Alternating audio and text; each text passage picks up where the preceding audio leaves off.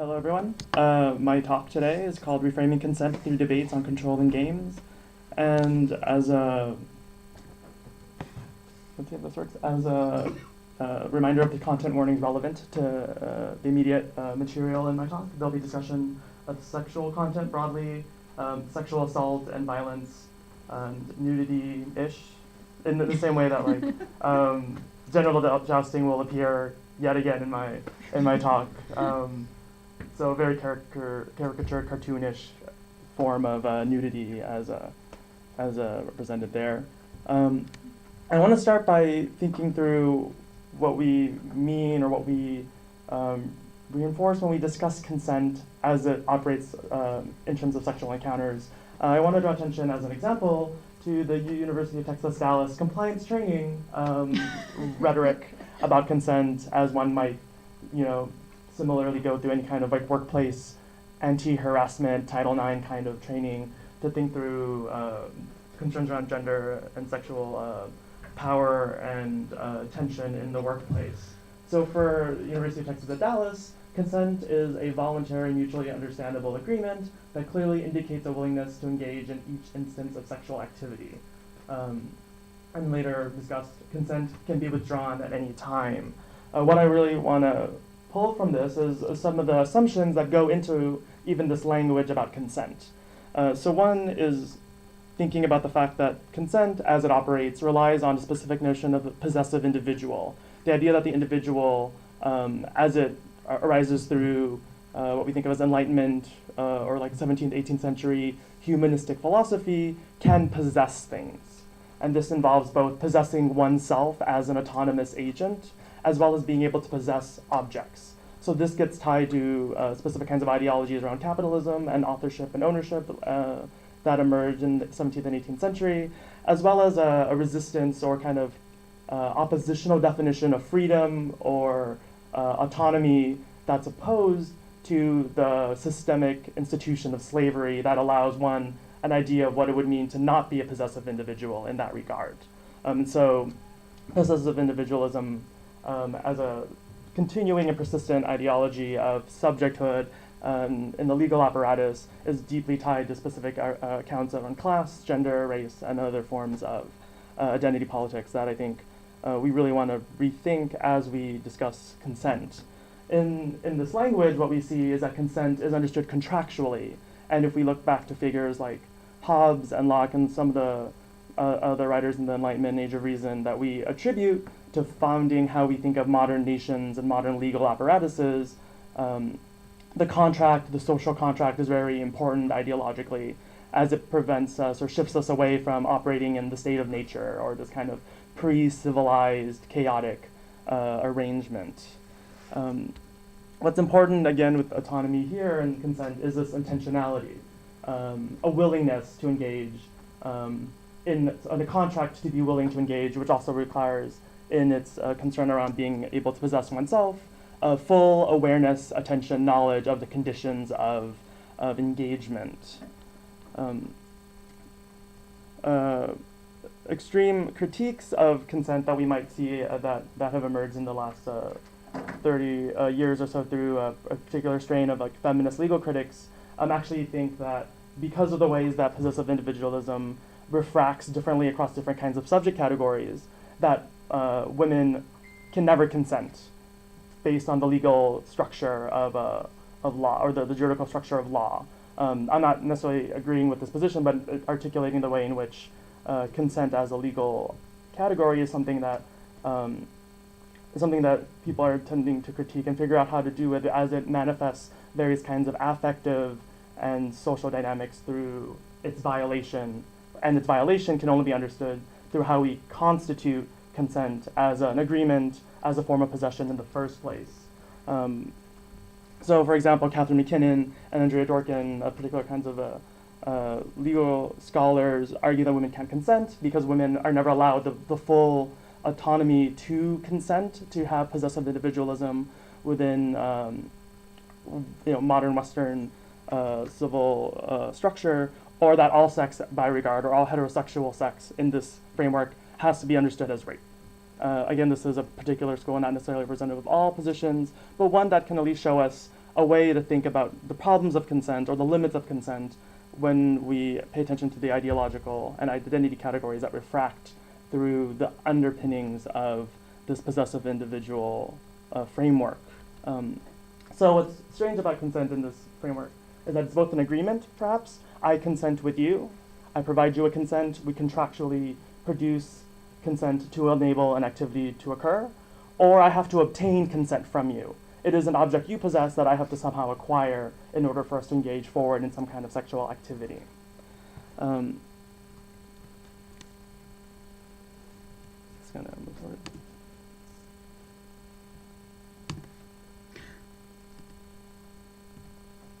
All right.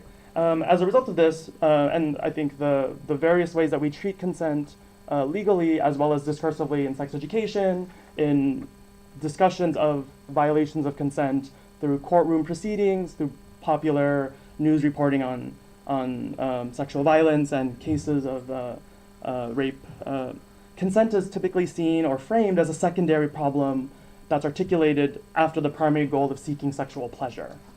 Consent then is framed not as part of sex, but as an obstacle to sex, some kind of necessary, burdensome precondition to then enjoy sexual activity, or as is the consequence of this, access to someone else's body. One of the extensions, the sort of implications of a consent framework built around possessive individualism is that consent operates to frame bodies as rentable, leasable, temporarily accessible spaces. So I, as one possessive individual, encountering at least one other possessive individual in order to engage in a sexual activity, produces some kind of contract of temporary access, temporary renting to engage in that activity, into that pleasure. And so what we find then is that consent is framed in a lot of strange affects as a result of these ideologies that frame it as individualistic and possessive, as well as the affective dimensions that worry about its violation. So the fact that we have recent discourses in particular that try to frame consent as sexy is something that we actually should be very careful about. If we ever try to pay attention to sort of like the long history of trying to make something cool by calling it sexy, we actually, I think, reinforce specific kinds of ideas around sexual activity and affect. One of the places I see this the most prevalent are in terms of a sort of insecurity of geek culture and its admonition that it's valuable, it's masculine, it's great, because it is also sexy. And that sexy becomes a shorthand to describe also valuable or desirable. And so it sort of facilely conflates desire sort of socially with desire sexually. In this bag, for example, we see a kind of a desire to interpolate a specific subject. The consent to sexy bro language isn't addressing other women per se in the sort of imagined consumer. It's actually addressing potential we might think of as offenders or violators of consent. So we want to think too, right, how does this kind of language operate to address specific kinds of people? Who is the audience for this? The sort of Victoria's Secret pink series of panties that similarly, right, produces consent to sexy as not as an actual declaration of how we should think of consent, but as a kind of warning to male aggressors, male transgressors who might violate what we think of as the terms of consent. On the right side, we find sort of critiques of this consent to sexy approach, which is that consent is fucking required. It's not just sexy. Sexy like elides the problem of sexual violence. And in fact, making consent sexy produces a kind of situation in which consent is now, instead of thought of as an obstacle or precondition to sex, almost becomes a seductive tool for sex, such that consent as it is sexy becomes an aphrodisiac, becomes an alluring appeal, becomes some kind of peacock performance of sexual desirability. And then as a required or mandatory, these kind of like counter shirts. And part of this, right, is that when consent is violated, when the terms of the sexual contract, the social contract are annulled or in question, we can't help but think about the politics of shame and guilt that come around it. Often this is attributed more to the victims or those in question of being victimized by violations of consent rather than the perpetrators themselves, although those also similarly get framed in particular ways. Is there anything? Just Oh, hold. closer? Holding the Okay. mic further up might help with the cutting out. Okay. So it says. Okay, so great. People are telling me. Sorry, okay. Sorry. I really hate mics, so I'm going to like try to work this out. Thank you for being patient with that, although.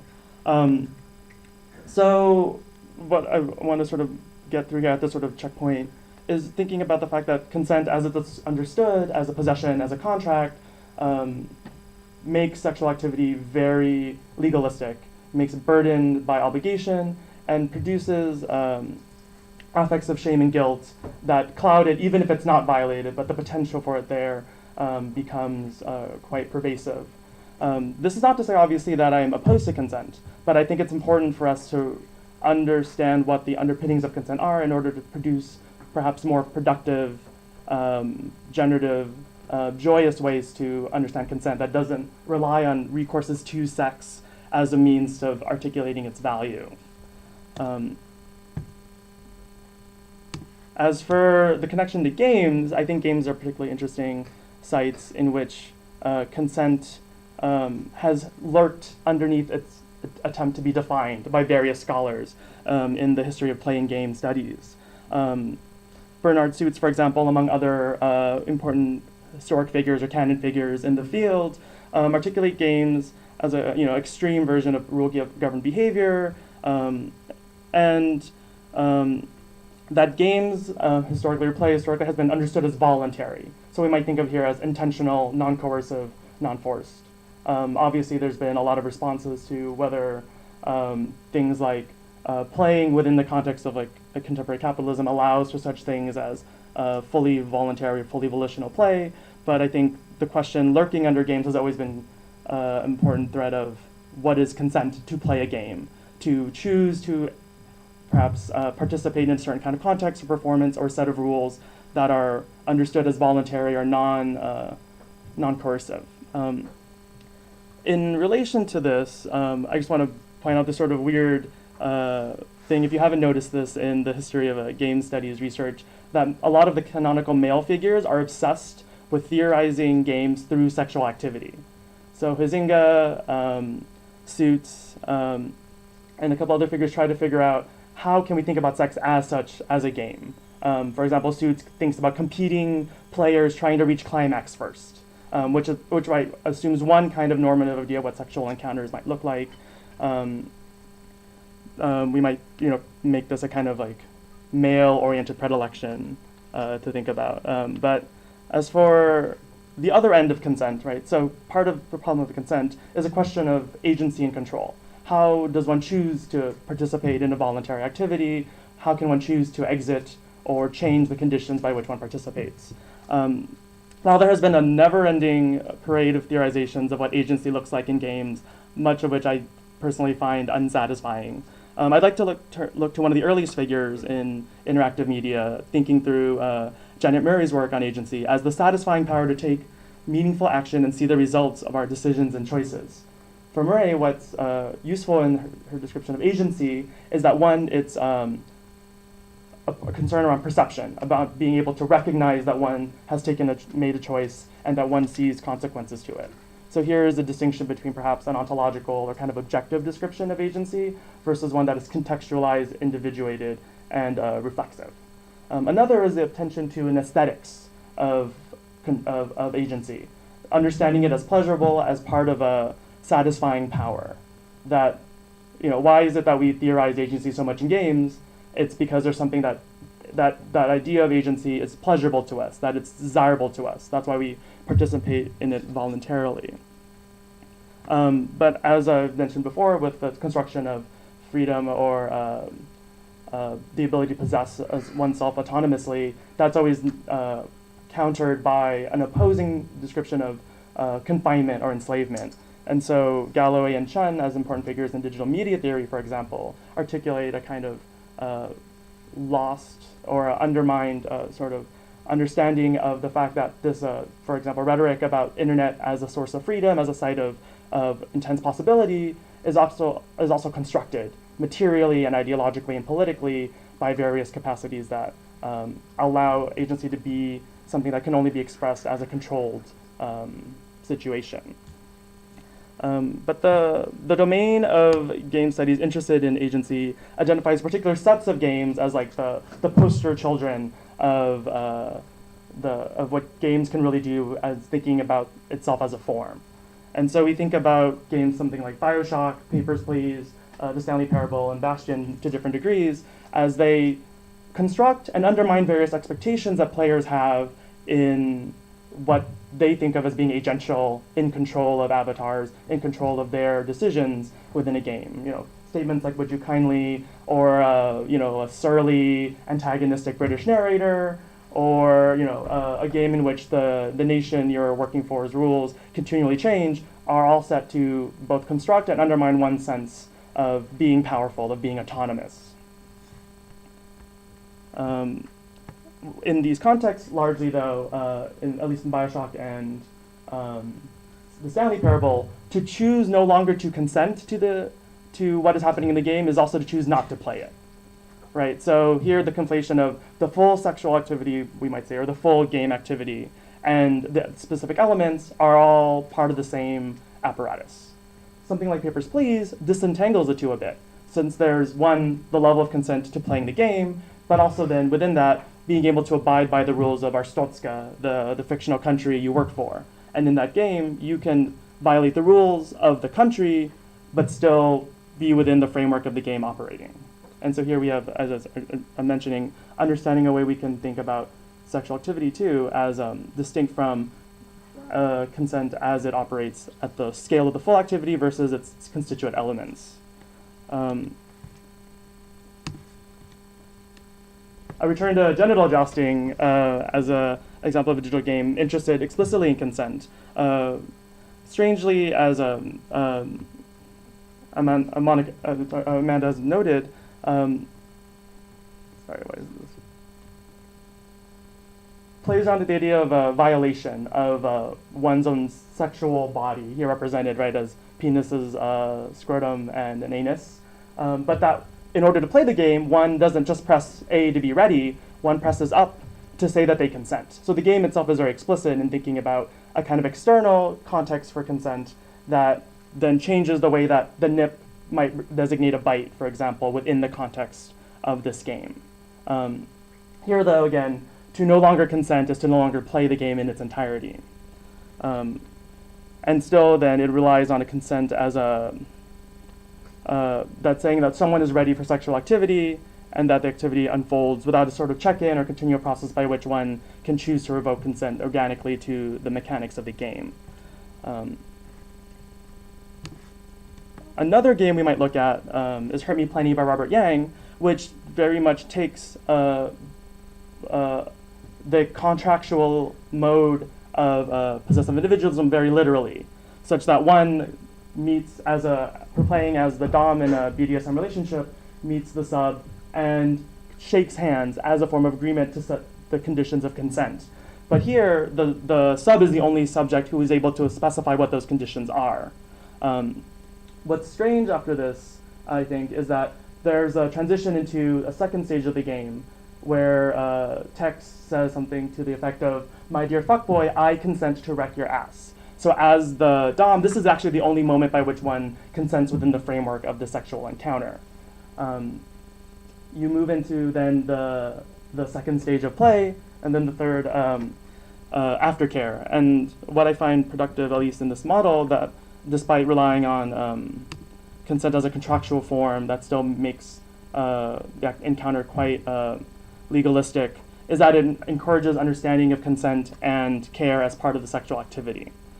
Moving quickly as best I could, Realistic Kissing Simulator by Jimmy Andrews and Lauren Schmidt. Imagine the game as a means of negotiating consent, and that it's always awkward, and that by using kissing as metonymically sexual, allows players to continually offer and withdraw dynamically the process of consent, so that it's no longer a binary category of giving or receiving, but negotiating and timing and aligning different sets of desires. It's also a cooperative game, which also identifies here that consent must be understood collaboratively rather than sort of individualistically. Also in this mode, players are treated symmetrically in terms of power. In Maricopa's consensual torture simulator, one plays as a dom in a long-term relationship with a sub who wants to be beaten until she cries, and part of the narrative framework of the game is to treat this experience as new to both players. And so here what we see is the understanding of sexual activity not just as established norms or established conventions of practice, but also a sense of exploring possibility in sexual encounter. And that I think this need to explore sexuality as possibility in the broadest sense and continually as such is its most effective and performatively productive mode. So what we find here is the importance of recognizing that all parties need to be consenting, not just the sub or not just one subject. I know I'm the one that's getting hit, but your safety and comfort is really important too, for example. Again, another game by Maricopas is Hug Punks, a game that just joyously allows you to hug people who want to be hugged and doesn't punish you for not wanting to hug anyone. You can also hug cats, so that's pretty rad. And finally, I'd like to discuss at least a little briefly Consentical, the game by Naomi Clark, that explicitly thinks of consent as a collaborative mode of possibility, like consensual torture simulator. Imagine sexual encounters that have not yet been practiced, that have not been established, through an interspecies nonverbal play between a tentacled other and a more humanoid subject. And so in this game, players collaboratively play different cards of encounter and intimacy that produce trust and other affects that understand collaborative play and collaborative consent, productive, as sensual, and as meaningful. All right, I'm good here. Thank you.